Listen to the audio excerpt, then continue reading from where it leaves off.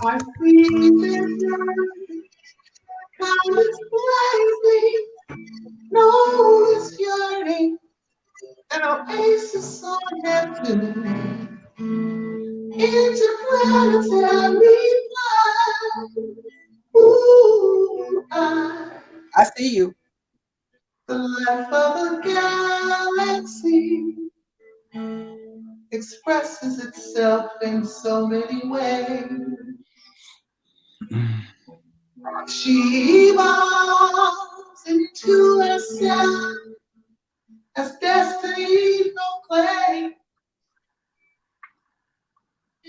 Cosmic energy pulses within each and every living thing. Life on so grand and scale, becoming itself right in front of my eyes. And I see vision. God is blazing, no is yearning, an oasis on Neptune. Interplanetary fun. Ooh, so come have a dream with me. There's magic among the stars. Open up your mind's eye to receive the light of the sun. One soul, one eternal sky. Let the moon's light bathe your spirit and heal your heart. 'Cause I see visions, know this yearning, interplanetary light, cosmic sunshine. And I see,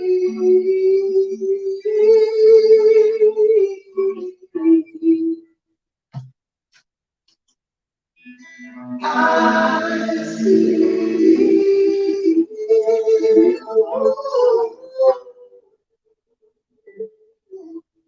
I see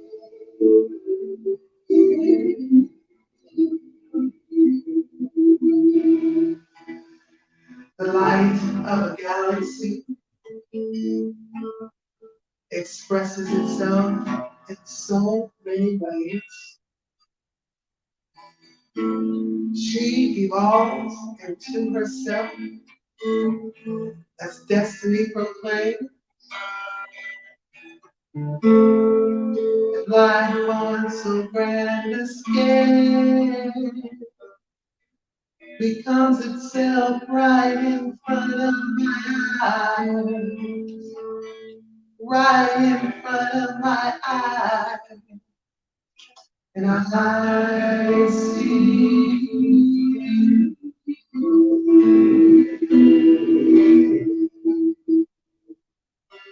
I see.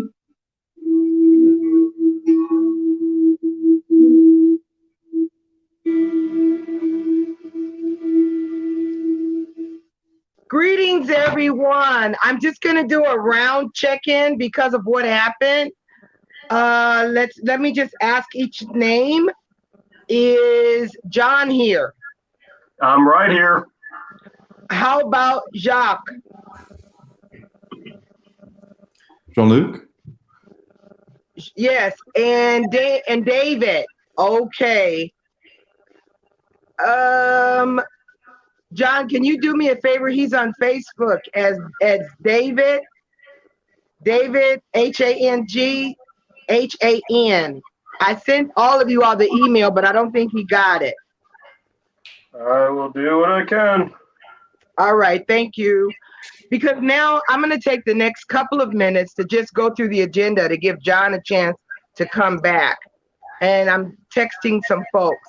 My name's Sudanam Moyawasife Curry. We have three guest panelists today. It's supposed to be John Anderson. No, I'm going to let you introduce yourselves. I remember that. So let me welcome you. I'd like each person to give a land acknowledgement as well as just some names of people who have done things to help our world move in a better way. Who would you like to start? We're okay. This is them. Let them do it. Let them do it. They were together already, so they feel comfortable with themselves. Well, while I'm still trying to reach out to David real fast, I would recommend somebody else starting up for the moment, please. Okay, gotcha. Okay, My brother from well, Massachusetts. yes, well, I am Jean-Luc Perit. I'm originally from New Orleans. I'm a member of the Tunica Biloxi tribe of Louisiana. Here in the greater Boston area, I serve as president of the board of directors at the North American Indian Center of Boston. And as is our practice, we recognize the land that we're on, the land that sustains us, as the traditional indigenous territory of the Massachusetts Nation, who continue to this day in part through the Massachusetts tribe of Pongapog. And in the way of kind of calling in people that have done the work to improve our world, I just wanted to kind of call in my birthday twin by some years. His name is Mel King. He's an activist, former state representative, former director of the South End Technology Center here in Boston. Yeah, and I just want to just kind of give those two acknowledgments. Thank you. Thank you. Are you back with us now, John? I am. For land acknowledgments for where I'm at out here in central Ohio, I'd like to recognize the tribes of the Delaware, Mingo, Shawnee, and the Wyandot. Awesome. And as far as individuals, he's now long since passed. He's been gone since 2003 now. But Dr. Butler A. Jones, if you're not familiar with him, he was the first African-American professor at Ohio Wesleyan University, was a part of the Civil Rights Council for all the lawsuits going up to the Supreme Court. He was one of their researchers. And also, just a random fun fact to it, he was Martin Luther King's elementary school teacher. I love it. I got to know him very, very well, and he kind of gave me a different perspective on the civil rights issues and different views of how to hopefully evoke change in the future. Zach, I just emailed you what we came up with in terms of house rules. So if you can see that and just read over those, Gotcha. that would be helpful. And then No the problem. categories and questions. And I will work on getting David right now. Okay. Thank you So all. I'm going to begin with reading the house rules that you guys have come up with. We have understanding, openness, and listening. In terms of categories, Awesome. you have come up with and chosen foundation of racism, and that includes doctrine of discovery, manifest destiny, restitution, decolonization, U.S. legal basic intent versus execution. Number 2, youth and future generations. Number 3, technology. Oh, goodness. So, Great. would you like me to introduce the first topic? No, I would like John to do the first topic in question, and the two of you go, do a round table, and then my brother, you do the second one. Hopefully by then I would have found David. No, David's here. Hello. He got him. Hi. Oh, then David, can you please introduce? Okay, I can't see him, so So, David, if you would please introduce yourself, do a land acknowledgement, as well as give names to folks who you value in this walk to ending racism. Sure. So again, my name is David Hahn. I'm here in San Jose, California, and as far as the land acknowledgements, I believe this is the land of the Ohlone tribe, and a few others, but I know Ohlone are one of the main ones. As far as yes. No, I was just saying, make sure you give us some background on yourself as well. Sure. As far as my journey, I am honoring, of course, there are those who spoke the truth in many ways, like Martin Luther King Jr., coming across him in high school and all his truth that he shared about life and about democracy and about racism. I think I always saw that as a guiding light. And then about my journey, I guess since during that time in high school, as I matured in my understanding about life and about the world, I understood the importance of social justice and how this world is not just and has a lot of issues with addressing justice. And so that has always been an inspiration and guiding light to see those standing up for what's right and trying to bring justice to our world. So that's a little bit about my story. First category in question, my brother hailing from Massachusetts, and then David the third. And then we'll check in, we'll come back around and check in. All right, well, the good gentleman from Ohio throws out a foundation of racism with dealing with doctrine of discovery, decolonization, manifest destiny, American legal basic intent versus execution and restitution. First question is, when will we acknowledge the failures of the doctrine of discovery and get it right? I would definitely say it's going to be a hard time to acknowledge the failures of it. It is something that's so deeply rooted in culture around the world and still so accepted, even through Ruth Bader Ginsburg back in, I believe, in '95. It's so deeply involved in our legal system that it is hard to push past that. I think that there is not necessarily a way to get it right. The basic concept of being able to claim rights to other people's lands based on superiority or belief in superiority, that the system and the belief is just impossible. It needs to be moved past. It needs to be erased from our legal lexicon. Well, I can say that part of the issue is that this is a papal bull.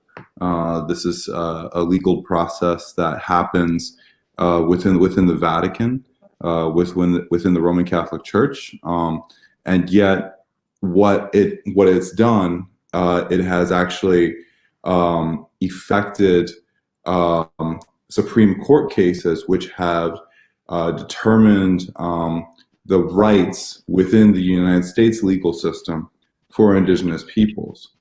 And so in that way, when the Supreme Court actually took that doctrine of discovery into the court system of the United States, that actually impacted the legal systems internationally.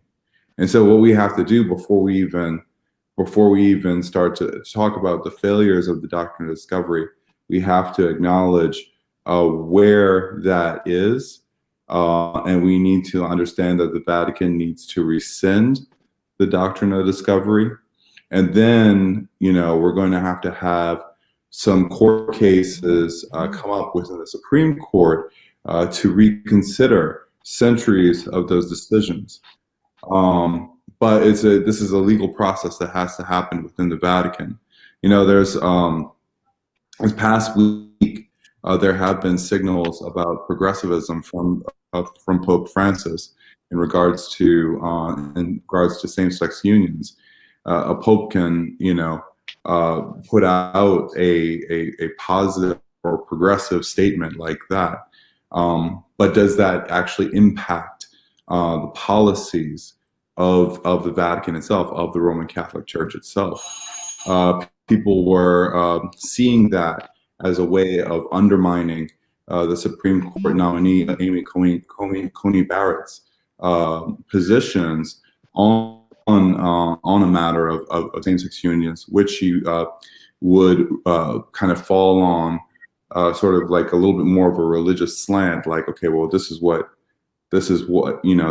her view based upon her religious background. So yes, the Pope putting out a statement like that is one thing, and it can be construed as like affecting the processes of like one justice or one nominee to the court. But at the same time, that doesn't have the force and effect of instating or rescinding a papal bull, which is what we're talking about, right? So we have to kind of recognize like systems that all of this language is in, and then figure out once critical steps are taken, what are the steps to undo the damage that has brought us to where we are right now. David, I like your insight on this question, this category in question, on what your two brothers just spoke about. Yes. So the way I came across the doctrine of discovery was through my social activism on social media in the past year, and trying to share ideas about what's happening in our society, and then coming across Mark Charles, the presidential candidate, the indigenous presidential candidate. He shared the doctrine of discovery, and that was the first time that I had really been exposed to it. And so I looked into it further and did a little research on my own, and I saw all the ties and links that were made through that document to impact indigenous communities, and how it was totally unfair, and it continues to be unfair. Just having interest in justice, I knew about the reservations starting in maybe high school or college, and just hearing more and more about what's happening there and what the history is very disturbing. And so I started to make the connections and understood that the doctrine of discovery is being used to justify tremendous injustices towards these communities. And so I had to further investigate it. So. The question, David, is when will we acknowledge the failures of the doctrine and discovery and get it right? What have you seen as failures because of this doctrine that the John and my other brother, they've pointed out some. So what have you seen as failures? I could share what I've seen a little bit as far as the failures, and I'd like to hear what the other panelists have to say. But again, there's tremendous injustices going on reservations. Just the taking of people's land by force, by broken treaties, and the continued problems that they face from not having their rights honored. It's just, you just see the impact in their communities and wonder what's going on and how can this get better. And so I just continue to see how America uses this document to take the land of their communities, and it's an ongoing situation. It just doesn't end, and you hear about it here and there, but really it's just something that's ongoing. And so that's all I'll say for now. So the second question was, actually, I don't have the question in front of me. Could someone read that? I don't have it. I'll do that. The second category is youth and future generations. And the question reads, what should take priority when creating a new educational curriculum to engage the youth in topics of diversity to better create a sense of understanding, equality, where similarities can be embraced while still celebrating our individuality? You all picked that question. So do I start, or does? Yes, you do. Yes. So I came across someone on social media recently saying, why don't we teach Black history as an example? And maybe Black people need to be teaching their own history and not the filtered version. So definitely there is that need, and people are beginning to acknowledge that. And just yesterday, I believe CSU passed the ethnic studies requirement for their college, making it a law that everyone within the CSU system must take a ethnic studies course. So I believe that movement is happening, and it's growing, and people are becoming more aware of the truth and are willing to engage with the truth. So I think that's a positive direction for this area. So can you all read the question again and the category before answering? Yes. The question, category youth and future generations. Question, what should take priority when creating a new educational curriculum to engage the youth in topics of diversity to better create a sense of understanding and equality where similarities can be embraced while still celebrating our individuality? Now, as far as my background goes, which I didn't present at the beginning, I went to school initially to become I was a social studies teacher. And not sure how everyone realizes the curriculum is different state to state, but basically in social studies, you learn your bare basics to get you to barely understand what's going on around you. Multicultural studies aren't really existent. They are, while you're in middle school, they'll teach you some international studies and they move on from there. Primarily in the high school setting, it is US history and some basic European. So the only time multicultural comes around is Black History Month. And at that point, I almost look at it as, for a student's point of view, a begrudging moment, because they know, it's February. This is what we're going to focus on. I don't care. It doesn't matter. It's a February thing. It's not something that's embraced throughout the year as just a standard that students should understand the different cultures of understanding the world. I feel that is such a narrow, almost micro study of history as opposed to the macro, where to understand more of the influences of the world and how we got to where we are. Because we are to understand the blending of all the cultures that we are interacting with. The social studies, the youth education needs to embrace the differences, discuss the differences, contrast the differences, not be afraid to include a little debate. And it is going to rile up some parents. I guarantee you it will. It's going to rile up some students too, of why am I having to debate or argue or see? I don't care what the next student next to me is doing. That's not my problem. Instead, the school should embrace the contrast. Have them look at each other differently a little bit, see what's different. And by looking at those differences, they are going to find the similarities.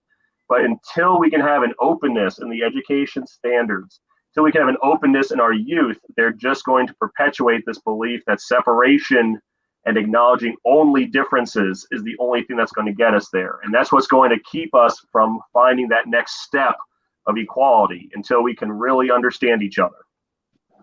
Thank you. Okay, I'll go next. So just a reminder, we're talking about what should take priority when creating a new educational curriculum to engage the youth in topics of diversity, to better create a sense of understanding and equality, where similarities can be embraced while still celebrating our individuality. So I can speak to my experience being here in Massachusetts. We've at North American Indian Center of Boston, we've worked with our state legislature to draft a bill on a special commission relative to the education of American Indian, Alaska Native youth here in the Commonwealth. One of the things that we have found through advocacy on educational policy, but then broader topics around monuments and names that we uphold in the public square. Here in Massachusetts, the public school curriculum covers the periods of time between 1492 and 1619, 1620 up to 1776. Those two periods get covered during third and fourth grades. This is a time when children are, understanding a map, understanding what countries are being represented on those maps, and then are expected to trace the routes of ships and in a basic level explain what is happening during those times. American history doesn't pick up in high school until after 1776. So what we're talking about when we're looking at 1620 to 1776, kids in high school are much more mature framework and understanding, are not able to critically learn about 150 years of slave trade. From 1492 to 1776, what does that dispossession of extraction of land and natural resources from indigenous peoples, what does that mean?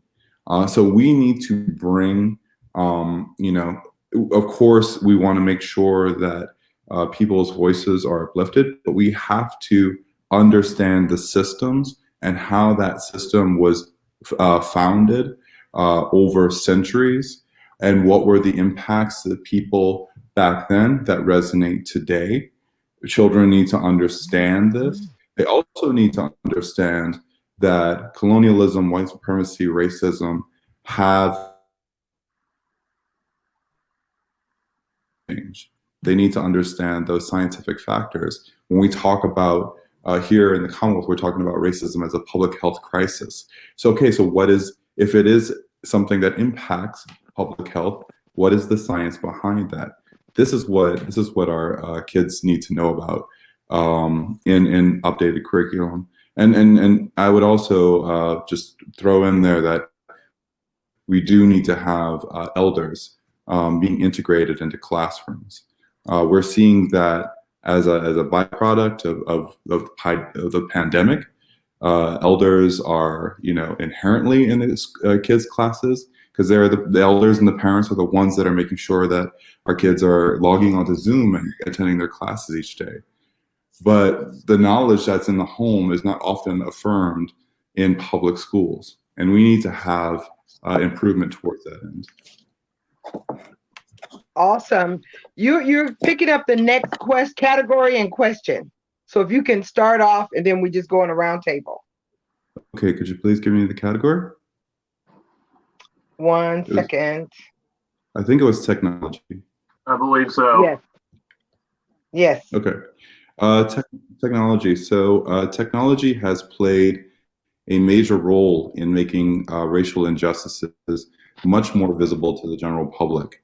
For example, camera phones, body cams, how do we utilize technology not only to amplify current protests and initiatives, but also to end racism globally? And so prior to a few weeks ago, I was working with a Massachusetts-based nonprofit called the Fab Foundation, and I'm still within the Fab Lab network, pursuing a graduate program at this time. But the Fab Lab network is an international network of places called Fab Labs, where they're like maker spaces, but they are wrapped around an educational programming mission. So we're teaching community members in various different settings how to use digital fabrication technologies in order to prototype or make almost anything. When it comes to my advocacy for that type of technology within indigenous communities, there's a couple of factors. And from an outsider perspective, it makes the community seem technophobic. But what we have to realize is that the technologies that we're using today have their own embedded biases. They have legacies attached to colonialism and white supremacy, so that, you know, if we do integrate like a computer into a community or a laser cutter or what have you, the community starts to try to reconcile, okay, what is this thing? Why is it here? Is this another form of extraction from us? So we have to do the work of decoupling colonialism and white supremacy from the digital technologies that we have, so that Black and Indigenous communities can use this technology towards their own ends, towards their own development of their own self-determination.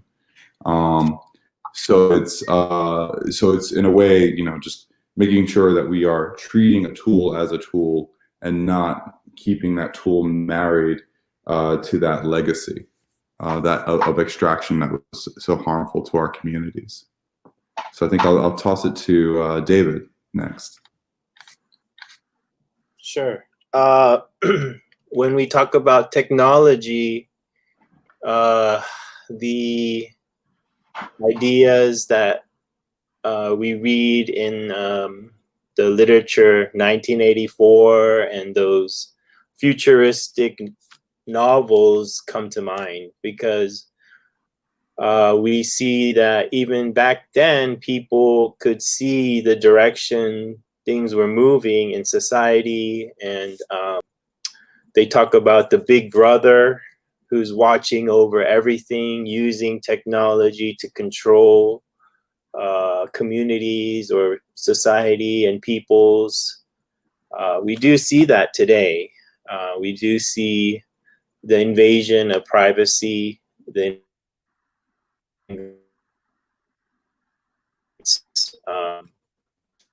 Patriot Act, and so forth.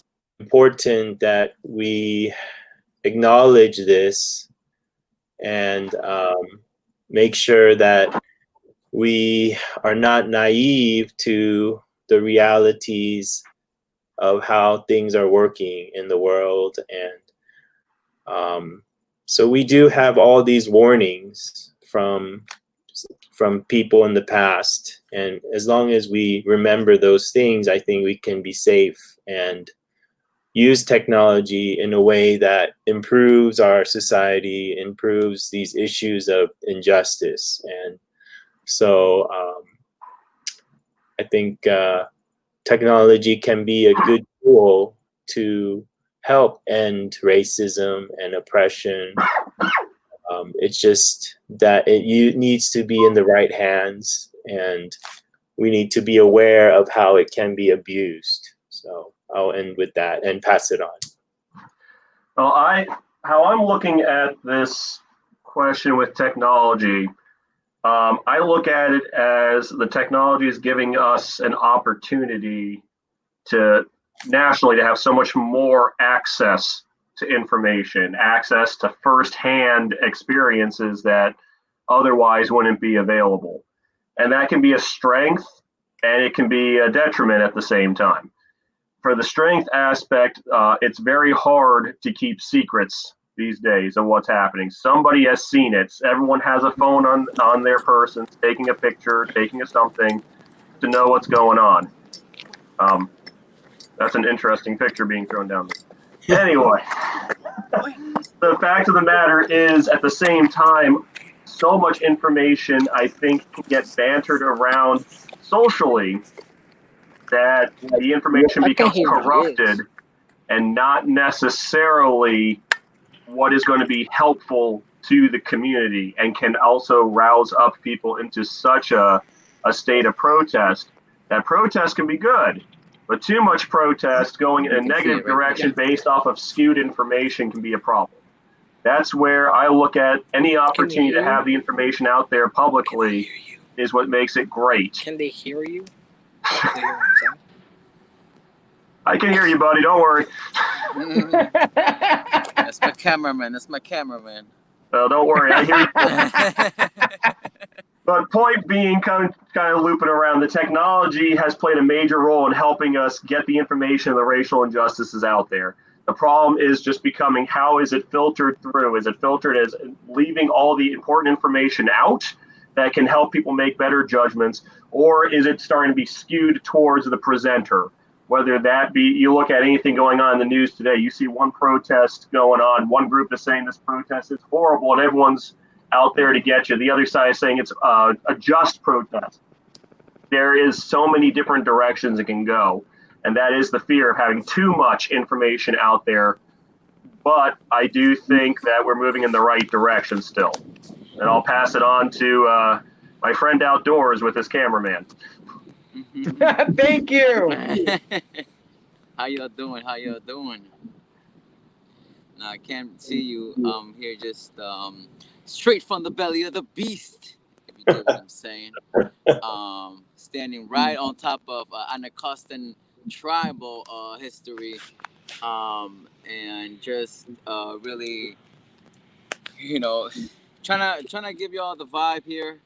I definitely want to, honor all the Aboriginal natives across the world that continue to remain committed to freedom and just balance. Really, what we need is balance. I'm gonna share something that's inspired from a lot of the struggles south of the border.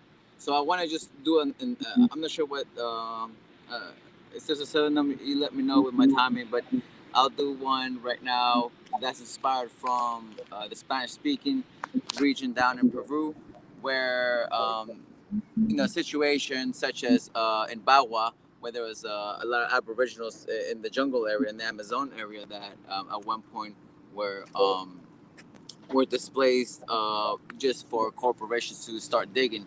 But of course, it only becomes an issue when police stations get burned. But before then, nobody seems to notice, and it's a tragedy, but it is what it is. Camino entre el fuego y la luz, por mi sangre corre el dolor del Mesías muerto en la cruz. Noches frías y oscuras como un maligno espíritu. No hay sentido continuar las decisiones que dejaron escalofríos de maldad. Quizá mi vida perdió el valor en mis ojos. Un dolor tan grande que no pude explicar. Blasfemia que escuchaba y jalé el gatillo sin pensar. No fue mi intención, pero mi dedo empezó a disparar. Venganza por quererme estacionar y abandonar. Ahora sé cómo se siente cuando invaden tu tierra natal. Lo que pasó en Bagua jamás se va a olvidar. Nativos quemados sin rastro para hallar. Un contrato con el diablo para eliminar el ambiente de nuestra ecología mundial. Este mundo terreno es corrupto, con políticos que engañan en conjunto. Esclavitud usando a lo bruto, mientras los demonios se te meten en tu culo. So, woohoo. Give us the sum up, buddy. Give me 3 points. Get in English or in German. 3 points. Well, say that again. I'm sorry. Say 3 points. What? I want you to just give us at least three. I saw something about a gun. I want you to just give us give us a little bit of, in English or German. The translation. Hermanos, a inglés. Oh, okay. The translation. So basically, the last part, which is the most important, um, it's basically talking about that este mundo terreno es corrupto. So this I'm acknowledging that there's so much corruption in the land. Esclavitud usando a lo bruto, whereas slavery is being used stupidly. Mientras mientras los demonios se te meten en tu culo, right, while the demons go inside your ass. Okay. Ah, wait, we good though. Viva Rosa. Thank you. Gracias. No problema. Okay. Okay. We only have about 6 minutes left. So I really thank you a lot. Zach, are there other people, audience members that are we can't see that need we can, come let them come on and introduce themselves? Nobody I can see right now. Okay. So what I'd like to do is first and foremost thank Zach for saving the day. My pleasure. Thank you. Really, thank you so much. They don't know you, so can you give them, a couple, what did you do an introduction? I mean, I am very happy to be here. I am doing a little bit of work for the Howie Hawkins campaign on digital.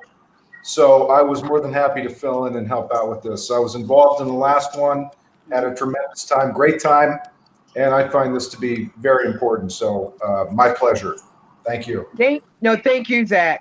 So my brothers, we have 5 minutes. So what I'd like to do is go around, to each one of you take about a minute and a half to just because there, we couldn't get to all the questions, but if there's something very clear you want to talk about for your minute and a half, as well as, a solidarity statement, I'd appreciate that.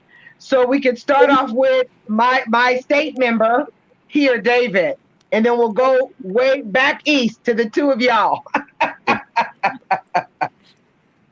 David? Sure. So thank you for, again, allowing me to be a part of this panel. It's been very enlightening. I hope it continues to reach out to the people and bring them topics that are relevant to democracy and what's happening in our world. And I believe that it will continue to shape minds and hearts. As a concluding statement, I think through today's event, I realized that we're all in this fight together. Many of us are becoming more aware of what's happening in our world and responding in a way that can actually make. I hope that this movement continues in its various forms, whether it's through social activism, doing presentations, discussions, political activism, and so many other ways that we need to continue to keep up the fight. And so I'll end with that. And thank you again.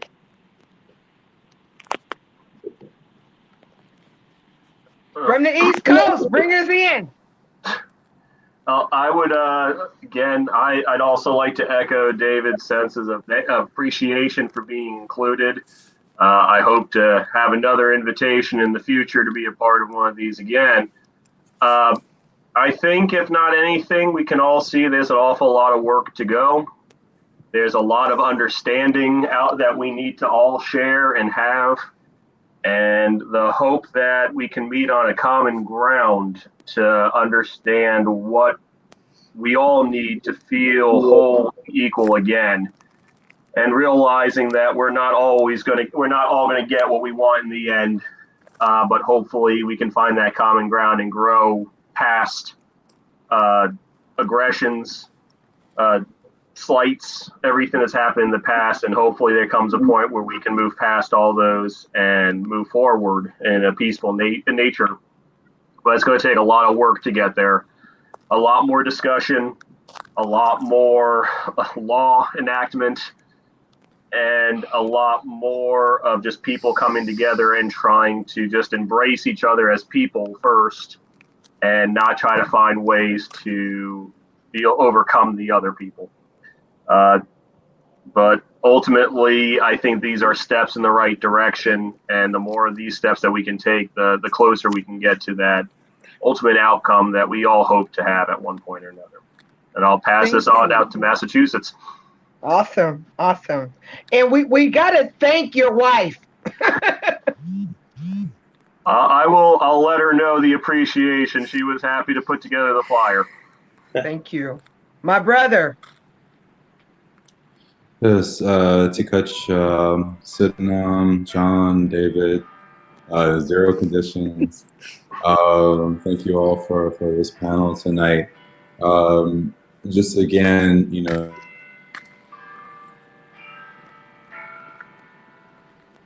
from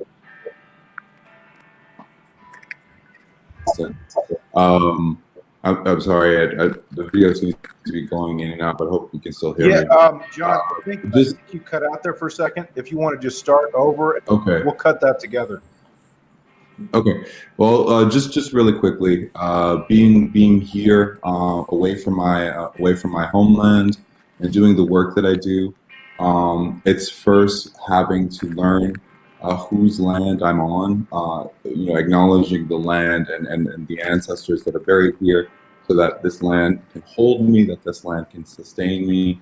That is absolutely one of the things that we all need to do.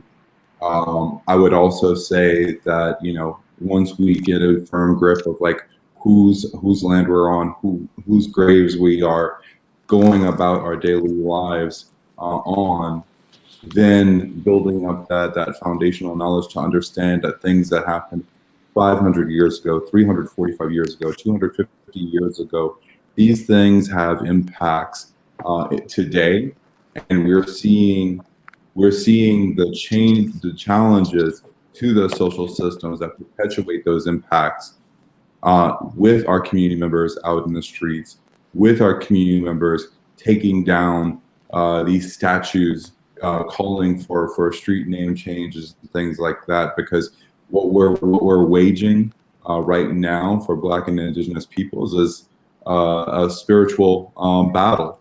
We're fighting the ideology of white supremacy, colonialism, racism, and we're taking down these symbols, the idolatry of those systems. So I just want to kind of, really kind of give those scopes of how interconnected everything is, and we can't just have this dissonance that because things happened centuries ago, they don't have impacts, or they do not have trends that continue until this day. Zero Condition, and then Zach, you can take us out. All right. Am I just saying goodbye, or am I sharing something else? You're saying goodbye, but you could share something if you like. Yeah, I got, if you want me to share one more piece, I'm ready. Okay. All right. So, as you can see behind me, it's where the lawmakers are supposed to be, but we know they're sleeping most of the time, But here we go. This goes to them. Listen. Who's accountable when the weaponry and ammo is provided just to end small nations on arrival?